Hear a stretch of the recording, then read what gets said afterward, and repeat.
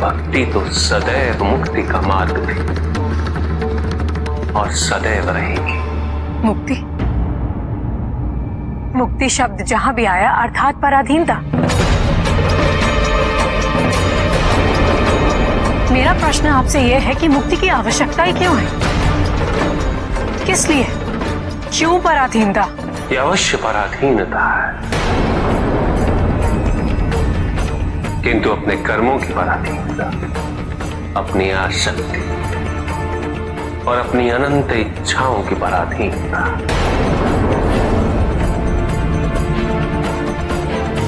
पुण्य की, पाप की पराधीनता, जन्म और मृत्यु, मोह और माया की पराधीनता। यदि ऐसा ही है तो किसी दूसरे पर आश्रित क्यों रहे? जन्म लेने के लिए भी माता और पिता की आवश्यकता होती।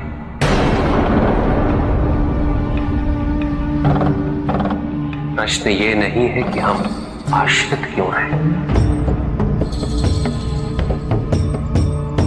जो समझना है, जो आवश्यक है, वो ये है मनसा के संसार में जो कुछ भी, सबकी अपनी अपनी महत्ता है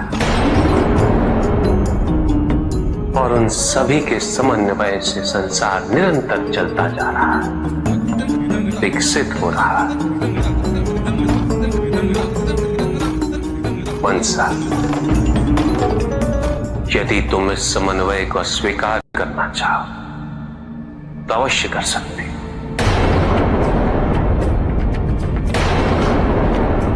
किंतु स्मरण रहे मनसा, उससे सत्य कभी परिवर्तित नहीं होगा,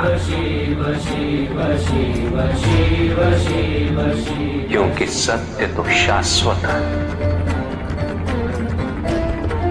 सत्य ही संसार में संतुष्टि और सुख का माध्यम है। जो सत्य से विमुख हो वो सदैव दुखी रहता है।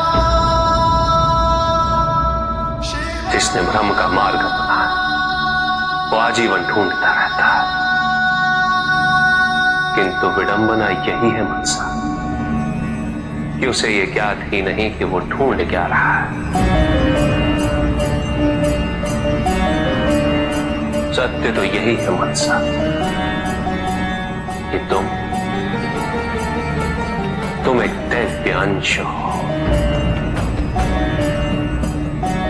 किंतु सत्य तो यही कि तुम सभी दैव्य अंश हो। जन्मोपरांत तुम सबने अपने आप को केवल मनुष्य मान लिया और यही विस्मरण तुम्हारे कष्टों का कारण है। तुम सब असमान थे, बराबर थे। तुम सबने अपनी अवधारणा स्वयं परिवर्तित की है। तुमने अपने शरीर को ही सत्य माना। लोभ, भय, शंका, असुरक्षा, छल, इन सब को अपने जीवन का आधार बना लिया।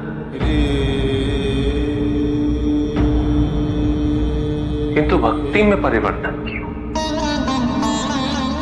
संदेह,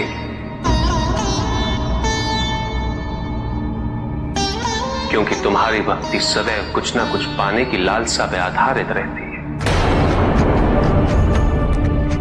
ये भक्ति प्रेम नहीं, क्योंकि प्रेम कभी कुछ नहीं मांगता,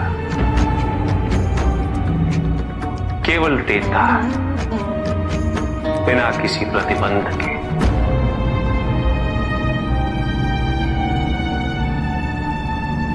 और वही प्रेम को परिपूर्ण भी करता है।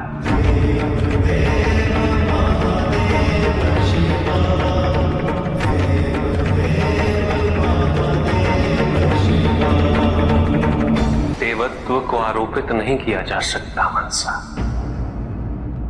देवत्व अंतर्निहित होता, देवत्व निस्वार्थ होता। अग्नि, वायु, जल, नक्षत्र, सूर्य, चंद्र, पृथ्वी, आकाश, ऐसा कोई भी देवता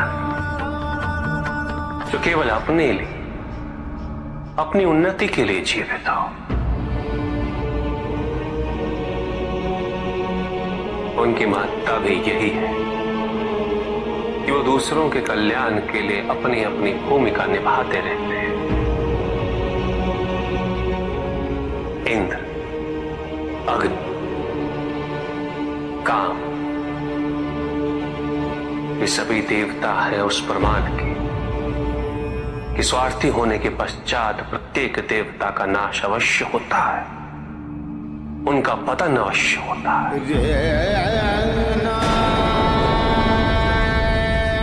जानते हो क्यों मनसा? क्योंकि लोभ, स्वार्थ, अहंकार ये देवत्व के विरुद्ध होता है। देवताओं का भी उत्थान और पतन होता है मनसा। ऐसे में एक ऋषि को स्वयं देवताओं को श्राप देने का अधिकार हो जाता है। देवताओं का देवत्व उनके कर्म, उनके स्वभाव पर निर्भर करता है। यदि ऐसा नहीं होता तो दैवीय शक्तियों से संपन्न दैत्य भी देवराज के पद के अधिकारी नहीं हो जाते मनसा।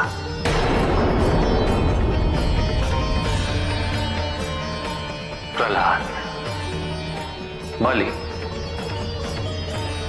क्या उनके जैसे शक्तिशाली दैत्य देवराज पद पे विराजमान नहीं होते?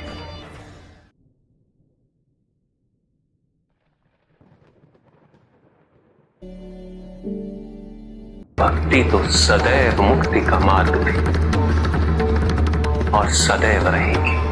मुक्ति? मुक्ति शब्द जहां भी आया अर्थात पराधीनता। मेरा प्रश्न आपसे यह है कि मुक्ति की आवश्यकता ही क्यों है? किस लिए? क्यों पराधीनता? यह अवश्य पराधीनता है, किंतु अपने कर्मों की पराधीनता, अपनी आसक्ति और अपनी अनंत इच्छाओं की पराधीनता।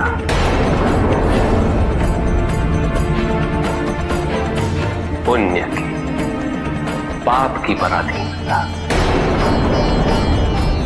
जन्म और मृत्यु, मोह और माया की पराधीनता।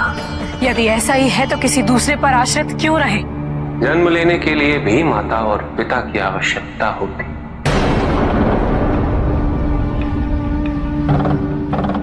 प्रश्न ये नहीं है कि हम आश्रित क्यों हैं। जो समझना है